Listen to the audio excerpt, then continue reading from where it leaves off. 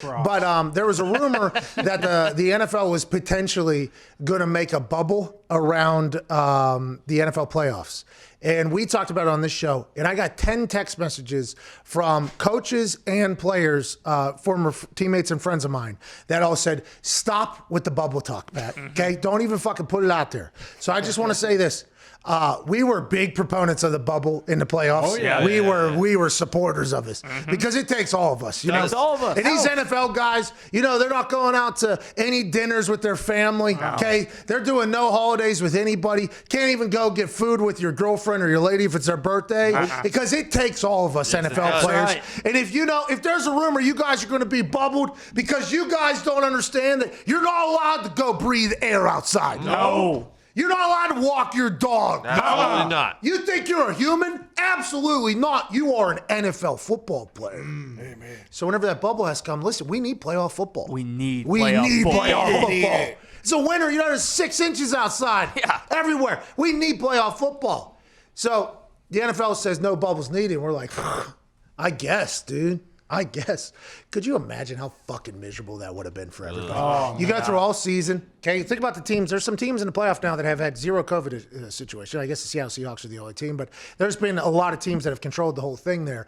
And if they get to the playoffs with the most important games, okay? All right, now, by the way, go stay in this hotel down here. You guys are going to practice on like a 30-yard field out here, and then you guys are going to do this thing. It would have been really incredible to see how the NFL would have been able to set that up for how big it was. And the players, I think, they've taken on a lot of ownership of this entire thing. Yeah. There was a couple scares. There was a couple outbreaks. Congrats to the NFL for being able to shuffle the games to get us to where we're at. Now, we aren't out of the woods yet. There's still some things that could pop off. But it feels like to get to this point, why would you change it to get to the playoffs then? If there hasn't been an extended week or anything like that, why would you change it? You already got here. And I think the NFL ran into 2 big problems. You're right. If it's not broke, don't fix it. And also, we would have to build a city to be able to do this for the NFL, and we just can't fucking do that. So I think that is why the bubble for the playoffs has been ruled out completely. Bubble will be miserable, but could you imagine watching your team play a playoff game with the quarterback who may not be able to play because he has COVID? Yeah, it's going to happen. I mean, it's. But the bubble isn't necessarily going to win. The bubble isn't necessarily going to be foolproof. No. I mean, you got to remember, the NBA, much smaller operation. They had the entire thing. They had, DoorDash drivers just running in the thing, in the entire thing. So, now granted, has the bubble been foolproof for the MLS, I believe, for the NBA and everything like that? I guess it got them through a season. But who says with how big it has to be with the NFL bubble that it would be 100%? I just don't know if at this point we know enough about the Rona to be able to say that it would be 100%. But it would suck for a team. You get to the AFC Championship game, NFC Championship game, and you got, what was his name? Keenan Gilden. Oh, yeah, Keegan Hilden. Keegan Hilden playing quarterback for your guy who hasn't taken a snap since his junior year of college at Wake Forest, which is a known pass-happy team. Oh, yeah. You know what I mean? That would be wild. Potentially going to happen, but that's why the boys got to remember.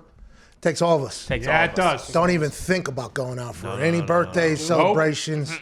Those are canceled, okay? Stay home. Those are canceled this year. And to your point, we do need to commend teams like the Jets and the Bengals for sticking with it. I mean, they fucking stink. They get the doors blown off every week, and they keep getting tested. They keep making sure these games go off without a hitch. Because there's some college teams that got their asses beat. Then all of a sudden, the rest of their games are canceled because of COVID. It's like their players, they're being told, hey, you guys aren't allowed to go to that party. It's happened about 6 inches below your apartment. You are not allowed to go down there. You see all your fellow student humans, okay? They're not student human athletes, but the fellow student humans having a good time.